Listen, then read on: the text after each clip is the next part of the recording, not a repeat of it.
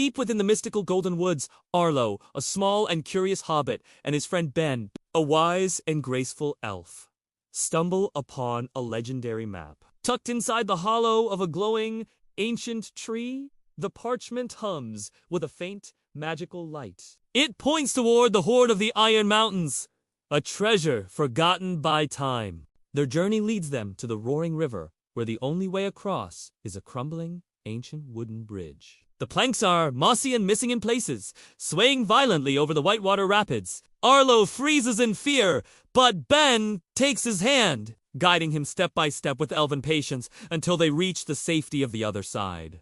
As the sun dips below the horizon, they enter the Shadow Forest. Here, the trees are twisted like gnarled fingers, and a thick, silver mist clings to the ground. Strange, glowing eyes watch them from the darkness. Arlo grips his walking stick tight, while Ben keeps his hand on the hilt of his sword, whispering ancient songs of protection to keep their spirits high. The map leads them into a massive cavern. At the base of the mountain, blocking their path, is a monstrous great spider, its 8 red eyes gleaming in the dark. It has spun a thick wall of sticky webbing to trap intruders. Ben readies his bow, but instead of fighting, they use Arlo's small size to find a narrow crawl space. Outsmarting the creature and slipping past its long, hairy legs. Past the spider's lair, they find themselves in a magnificent corridor carved into the living rock. The walls are covered in ancient runes that pulse with a soft,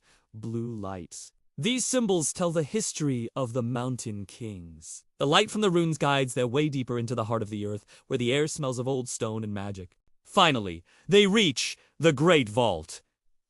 It is a hall so vast that the ceiling is lost in shadow. Before them lies a sea of glittering gold coins, sparkling jewels, and ivory statues. Arlo and Ben stand in stunned silence, the sheer scale of the wealth reflecting in their wide eyes. The celebration is cut short when they realize the treasure isn't alone. Coiled atop of the highest mound of gold is a magnificent golden dragon. Its scales are as hard as shields, and a thin trail of smoke rises from its nostrils as it breathes in a deep, rhythmic slumber. One wrong step could wake the beast and end their quest in fire, moving with the stealth of a cat. Arlo and Ben carefully fill 2 small pouches with the most precious artifacts of star-shaped diamond and a healing emerald. Every clink of a coin sounds like a thunderclap in the silent hall. Holding their breath, they retreat slowly, heartbeats racing, until they are safely back in the cool air of the mountain tunnels. The duo returns to their village just as the sun rises. The hobbit folk and elvenkin gather around to hear the tale of the dragon